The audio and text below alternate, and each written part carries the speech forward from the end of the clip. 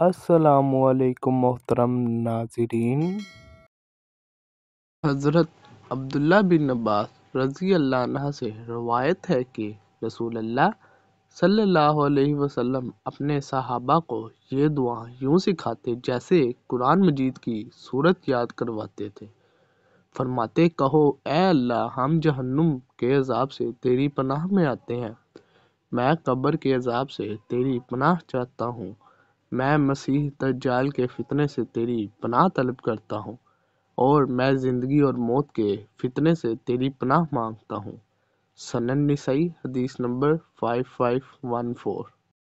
हज़रत अबू हुरैरा रज़ी अल्लाह अन्हा से रवायत है कि नबी अकरम सल्लल्लाहु अलैहि वसल्लम ने फरमाया, अल्लाह ताला के अजाब से अल्लाह ताला की पनाह मांगो, कब्र के अजाब से अल्लाह ताला की पनाह मांगो, ज़िंदगी और मौत के फितने से अल्लाह ताला की पनाह मांगो और मसीह दज्जाल के फितने से अल्लाह ताला की पनाह मांगो।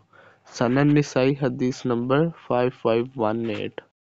हज़रत आयशा रज़ी अल्लाह अन्हा से रवायत है कि रसूलुल्लाह सल्लल्लाहु अलैहि वसल्लम ने दुआ करते हुए फरमाया, ऐ अल्लाह, जिब्राइल और मीकाईल के रब, इसराफील के रब, मैं आग की तपिश और कब्र के अजाब से तेरी पनाह चाहता हूँ। सनन निसाई हदीस नंबर 5521।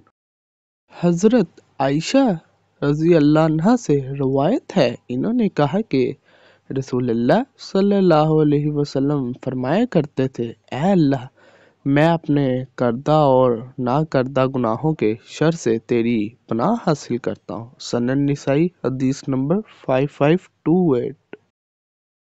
वीडियो अच्छी लगी हो तो चैनल को सब्सक्राइब, वीडियो को लाइक और शेयर ज़रूर कीजिएगा। हमेशा सलामत रहें। जज़ाकल्लाह।